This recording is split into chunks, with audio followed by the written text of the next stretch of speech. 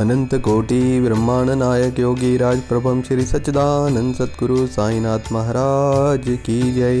प्रिय भक्तों, श्री सच्चरित्र के अध्याय 20 को आज हम पढ़ेंगे, जिसमें श्री काका साहिब की नौकरानी द्वारा श्री दास गणु की समस्या का विलक्षण समाधान, अद्वितीय शिक्षा पद्धति और ईशोपनिषद की शिक्षा दी गई है। श्री काका साहिब की नौकरानी द्वारा श्री दास गणु की समस्या किस प्रकार हल हुई, इसका वर्णन हेमान पंत ने इस अध्याय में किया है। शुरुआत। श्री साईं बाबा मूलतः निराकार थे, परंतु भक्तों के प्रेमवश ही वे साकार रूप में प्रकट हुए। माया रूपी अभिनेत्री की सहायता से इस विश्व के बृहत नाट्यशाला में उन्होंने एक महान अभिनेता के सदृश अभिनय किया। आओ श्री साईं बाबा का ध्यान व स्मरण करें और फिर सीढ़ी चलकर ध्यानपूर्वक मध्याह्न की आरती के पश्चात का कार्यक्रम देखें। जब आरती समाप्त हो गई, तब श्री साईं बाबा ने मस्जिद से बाहर आकर एक किनारे खड़े होकर बड़ी ही करुणा तथा प्रेम के साथ भक्तों को विभूति वितरण की। भक्तगण भी उनके समक्ष खड़े होकर उनकी और निहार कर चरण छूते तथा विभूति वितरण कर आनंद लेते थे। बाबा दोनों हाथों से भक्तों को उदी देते और अपने हाथों से उनके मस्तिष्क पर उदी का टीका भी लगाते थे। बाबा के हृदय में भक्तों के प्रति असीम प्रेम था। वे भक्तों को प्रेम से संबोधित करते, ओ भाऊ, अब जाओ भोजन करो। अन्ना, तुम भी अपने घर जाओ। बापू, तू भी जा और भोजन कर। इसी प्रकार के वे प्रत्येक भक्त से संभाषण करते तथा उन्हें घर लौटाया करते थे। आहा, क्या दिन था वो, जो अस्त हुए तो ऐसे ही फिर इस जीवन में कभी भी नहीं आए। यदि तुम कल्पना करो तो अभी भी उस आनंद का अनुभव कर सकते हो।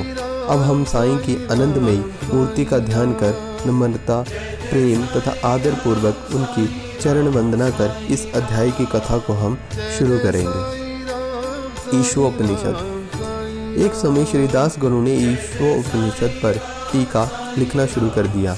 वर्णन करने से पूर्व उपनिषद का संक्षिप्त परिचय भी देना आवश्यक है। इसमें वैदिक संहिता के मंत्रों का समावेश होने के कारण इसे मंत्रोपनिषद भी कहते हैं, और साथ ही इसमें यजुर्वेद के अंतिम 40वें अध्याय का अंश भी सम्मिलित होने के कारण इसे वाजस्नेयी संहितोपनिषद के नाम से भी जाना जाता है। वैदिक संहिता का समावेश होने के कारण इसे उन अन्य उपनिषदों की अपेक्षा श्रेष्ठतर माना जाता है, जो कि ब्राह्मण और आरण्यक इन विषयों के विवरणात्मक ग्रंथ की कोटि में आते हैं। इतना ही नहीं, अन्य उपनिषद तो केवल ईशोपनिषद में वर्णित गुण तत्वों पर ही आधारित टीकाएं हैं। पंडित सातवलेकर द्वारा रचित बृहदारण्यक उपनिषद तथा ईशोपनिषद की टीका प्रचलित टीकाओं में से सबसे श्रेष्ठ मानी जाती है। Professor R.D. रानडे का कथन है कि ईशोपनिषद एक लघु उपनिषद होते हुए भी उसमें अनेक विषयों का समावेश है, जो कि असाधारण तथा अंतर्दृष्टि प्रदान करता है। इसमें केवल 18 श्लोकों में ही आत्म वर्णन तथा एक आदर्श संत की जीवनी, जो आकर्षण तथा कष्टों के संस्पर्श में भी अचलन रहता है, कर्मयोग के सिद्धांतों का प्रतिबिंब, जिसका बाद में सूत्रीकरण किया गया, और ज्ञान तथा कर्तव्य के पोषक तत्वों का वर्णन भी इसमें है, जिसके अंत में आदर्श तथा चमत्कारिक और आत्मा संबंधी गुण तत्वों का संग्रह है। इस उपनिषद के संबंध में संक्षिप्त परिचय से स्पष्ट है कि इसका प्राकृत भाषा में वास्तविक अर्थ सहित अनुवाद करना कितना दुर्कर कार्य है। श्री दास गणु ने 9 छंदों में अनुवाद तो किया, परंतु उसके सार तत्व को ग्रहण न कर सकने के कारण उन्हें अपने कार्य से संतोष न हुआ।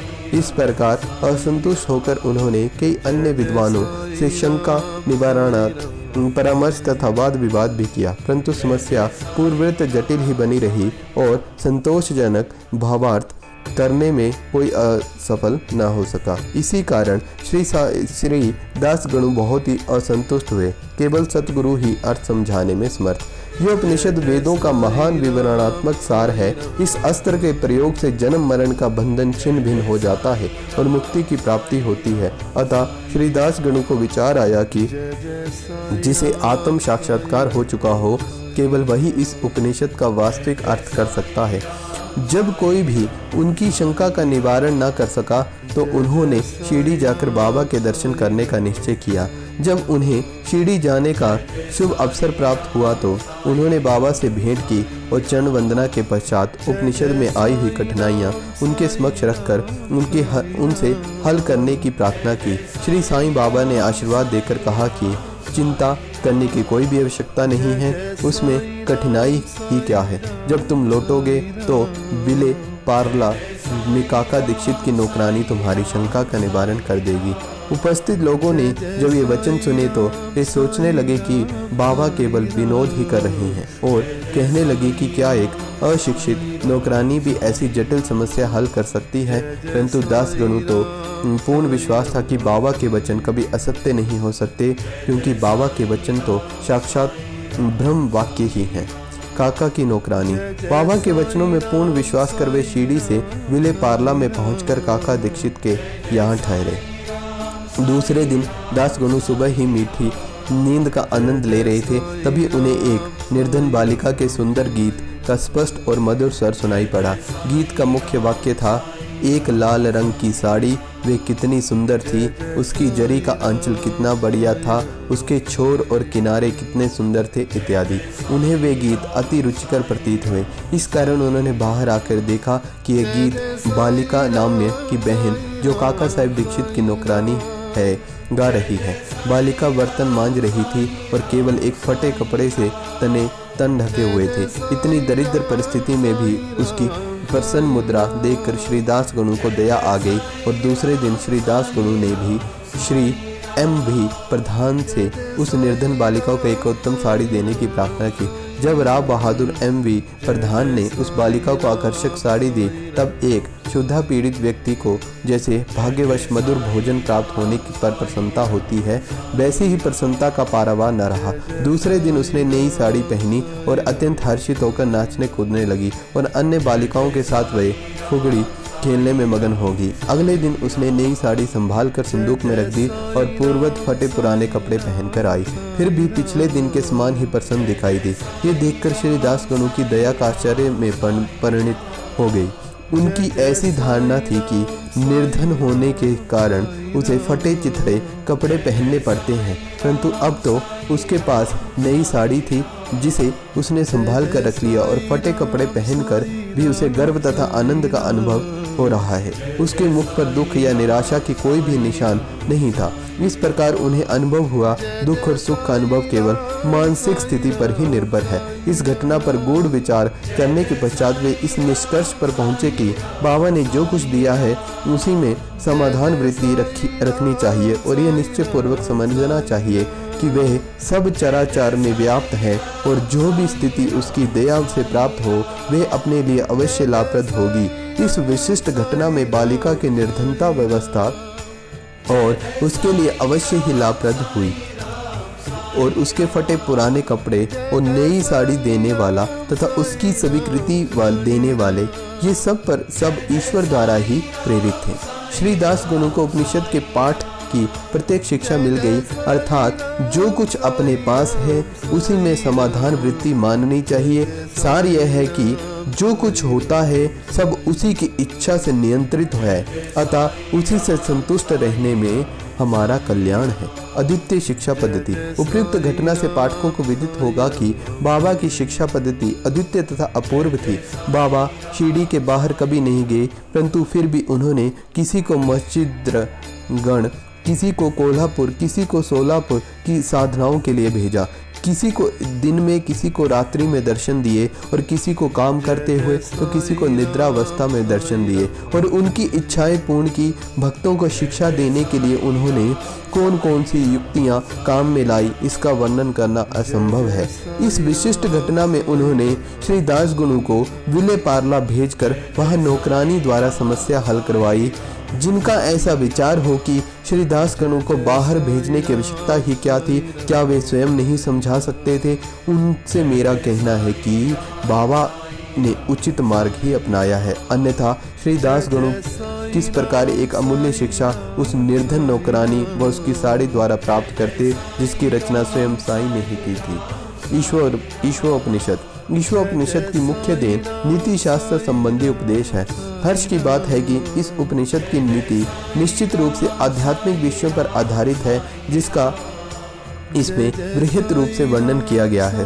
उपनिषद का प्रारंभ ही क्या यहीं से होता है। समस्त वस्तुएं ईश्वर से ओतप्रोत हैं। ये आत्म विषयक स्थिति का भी एक उप सिद्धांत है, जो कि नीति संबंधी उपदेश उससे ग्रहण करने योग्य है। वह यह है कि जो कुछ ईश कृपा से प्राप्त है उसमें ही आनंद मानना चाहिए और दृढ़ भावना रखनी चाहिए कि ईश्वर ही सर्वशक्तिमान है, इसलिए जो कुछ उसने दिया है वही हमारे लिए उपयुक्त है। यह भी उसमें प्राकृतिक रूप से वर्णित है कि पराये धन की तृष्णा की प्रवृत्ति को रोकना चाहिए। सारांश यह है कि अपने पास जो कुछ है उसी में संतुष्ट रहना चाहिए, क्योंकि यही ईश्वर की इच्छा है। चरित्र संबंधी द्वितीय उपदेश यह है कि कर्तव्य को ईश्वर इच्छा समझते हुए जीवन व्यतीत करना चाहिए, विशेषता उन कर्मों को जिनको शास्त्र में वर्णित किया गया है। इस विषय में उपनिषद का कहना है कि आलस्य से आत्मा का पतन होता है और इस प्रकार निरपेक्ष कर्म करते हुए जीवन व्यतीत करना ही अक्रमणता के आदेश को प्राप्त कर सकता है। अंत में कहा है कि जो सब प्राणियों को अपना ही आत्म स्वरूप समझता है और जिसे समस्त प्राणी पदार्थ आत्म स्वरूप हो चुके हों, उसे मोह कैसे उत्पन्न हो सकता है। ऐसे ही व्यक्ति को दुख का कोई कारण नहीं हो सकता। सर्वभूतों में आत्म दर्शन न कर सकने के कारण भिन्न भिन्न प्रकार के शोक, मोह, दुखों की वृद्धि होती है, जिसके लिए सब वस्तुएं आत्म स्वरूप बन गई हैं और वे अन्य सामान्य मनुष्यों को